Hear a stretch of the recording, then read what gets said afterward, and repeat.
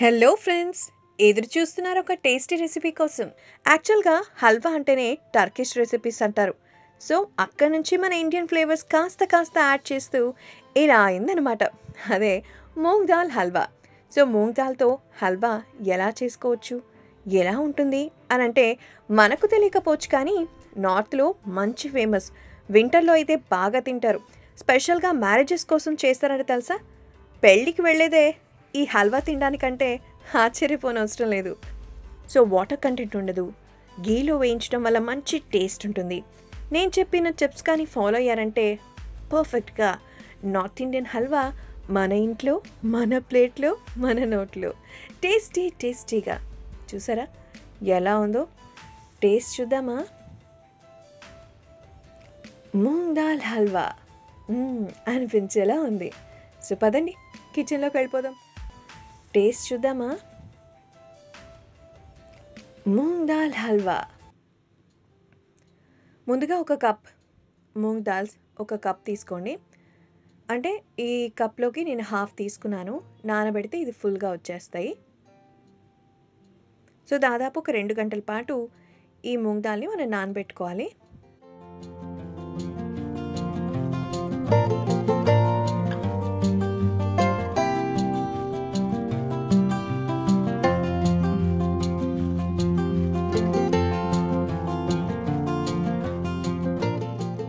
నానితే ఇదిగో ఇలా వచ్చేస్తుంది అనమాట.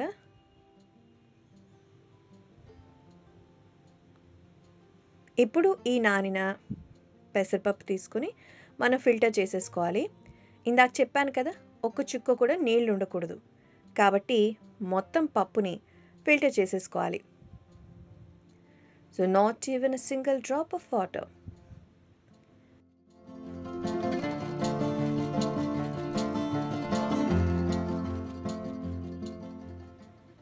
సో తీసేసుకున్నామా? ఇప్పుడు ఒక మిక్సీ జార్లో డైరెక్ట్గా దాన్ని తీసేసుకోవాలి.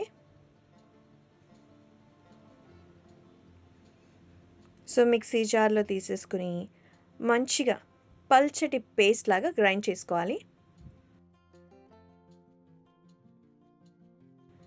చూసారా, ఒక పల్చటి క్రీమ్ లాగా తయారవుతుంది.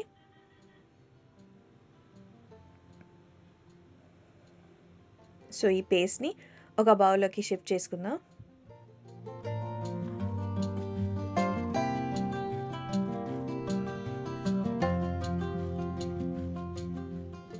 So moong dal paste is ready.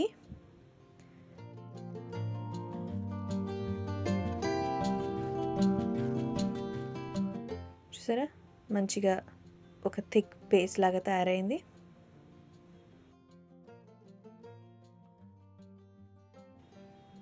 So పేస్ట్ని తీసి పక్కన పెట్టేసుకొని ఇప్పుడు స్టవ్ మీద ఓ బాండి పెట్టుకొని అందులో 2 టేబుల్ స్పూన్ల నెయ్యి వేసి కాచాలి. నెయ్యి కరిగిన తర్వాత అందులో కట్ చేసుకున్న బాదం పప్పు ముక్కలు ఒక 50 గ్రాములు బాదంని బాగా వేయించుకోవాలి. ఇందులో కట్ చేసిన పిస్తా కూడా ఒక హాఫ్ కప్ యాడ్ చేసుకోండి.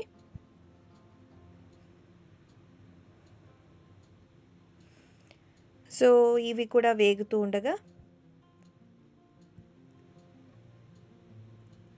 ఎండు ద్రాక్ష కూడా మీకు వీలైనన్ని ఓ 2 టేబుల్ స్పూన్లు అనుకోండి, అలా వేసుకొని ఫ్రై చేసుకోవాలి.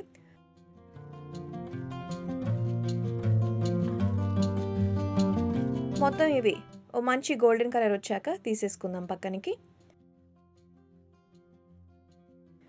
ఇప్పుడు మరొక ప్యాన్ తీసుకొని అందులో నెయ్యి ఒక 150 గ్రాములు తీసుకోవాలి. బాగా కరిగిన తర్వాత అందులో బొంబాయి రవ్వ ఒక కప్ వేసి ఉడికించుకోవాలి. సో ఏమాత్రం ఉండలు కట్టకుండా ఇలా కలుపుకోవాలి. బుడగలుగా వచ్చేసింది చూసారా.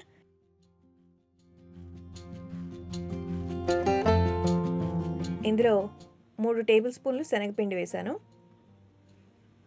సో శనగపిండి కూడా ఉండలు కట్టకుండా మనకు నీట్గా ఇట్లా వాటరీగా కలుపుకోవాలి. సో నెయ్యిలో శనగపిండి బాగా ఉడకాలి, పల్చటి పాకంలాగా రావాలన్నమాట. ఇప్పుడు పెసరపప్పు పేస్ట్ చేసాం కదా, అది ఇందులో కలిపేసుకోండి.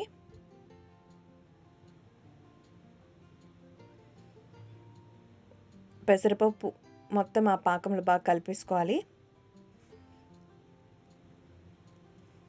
సో ఇప్పుడే ఆపేసి మీరు ఒక 2-3 డేస్ స్టోర్ చేసుకొని మీకు కావాల్సినప్పుడు పాకంని కలుపుకొని మీరు ఫైనల్గా మనం కావాల్సిన హల్వాని చేసుకోవచ్చు. లేదంటే డైరెక్ట్గా కూడా మీరు ఇలాగే హల్వాని చేసేసుకోవచ్చు. సో చూసారా, ఇలాంటి ఒక స్టోరేజ్ బాక్స్ తీసుకొని ఈ పేస్ట్ని తీసుకొని ఆ బాక్స్లో వేసేసి ఫ్రిడ్జ్లో పెట్టేసుకుని ఒక 2-3 రోజులు కూడా మీరు అప్పటికప్పుడు పాకం పట్టేసుకుని దీంట్లో కలుపుకొని ఫ్రెష్గా తయారు చేసుకోవచ్చు. లేదంటే ఒకేసారి మీరు తినేయాలనుకుంటే నేరుగా అలాగే తీసేసుకోవచ్చు. నెక్స్ట్ ఏం లేదు, పాకం పట్టేసుకోవడమే. ఒక కప్పు షుగరు, ఒక కప్పు వాటర్ వేసుకొని బాండీలో బాగా కరగపెట్టి పాకం తీసుకోవాలి.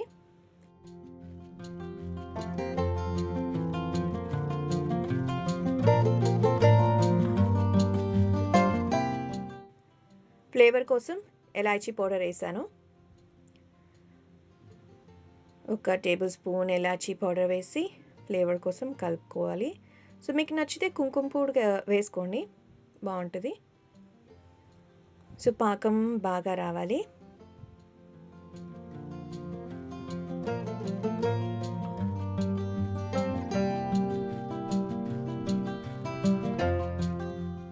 ఉండలు లేకుండా నీట్గా మన పాకంలోకి దీన్ని షిఫ్ట్ చేసేసుకుందాం.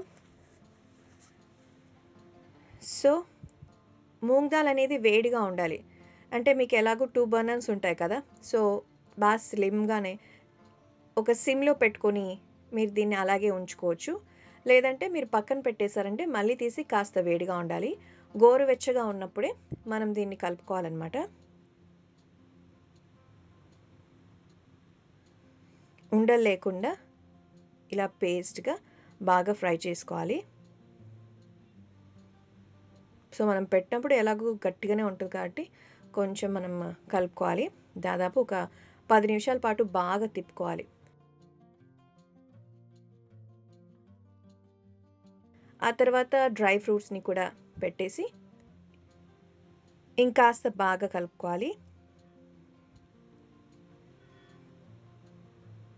అసలు నార్త్ ఇండియన్స్ మూంగ్ దాల్కి చాలా ఇంపార్టెన్స్ ఇస్తారు తెలుసా. ఇది మంచి హెల్తీ ఫుడ్ కూడా అని అంటారు. సో మీరు నేను చెప్పిన ఇంగ్రీడియంట్స్ కానీ ఫాలో అయ్యారంటే చాలా టేస్టీగా వచ్చేస్తుంది. ఓకేనా. సో అంటుకోకుండా నీట్గా కాస్త ఓపిక్గా కలుపుకున్నారంటే మూంగ్ దాల్ హల్వా చాలా సింపుల్గా రెడీ అయిపోతుంది తెలుసా. చూసారా, అంటుకోలేదు కాబట్టి హల్వా ఇంకా రెడీ అయిపోయినట్టే. నెక్స్ట్ సర్వింగ్ ప్లేట్లో తీసుకుని కట్ చేసుకున్న పిస్తా పలుకులతో గార్నిషింగ్ చేసుకోవడమే. ఇదిగో మీకు నచ్చే యమ్మీ యమ్మీగా ఉండే మూంగ్ దాల్ హల్వా సిద్ధమైపోయిందా. ట్రై చేయండి మరి.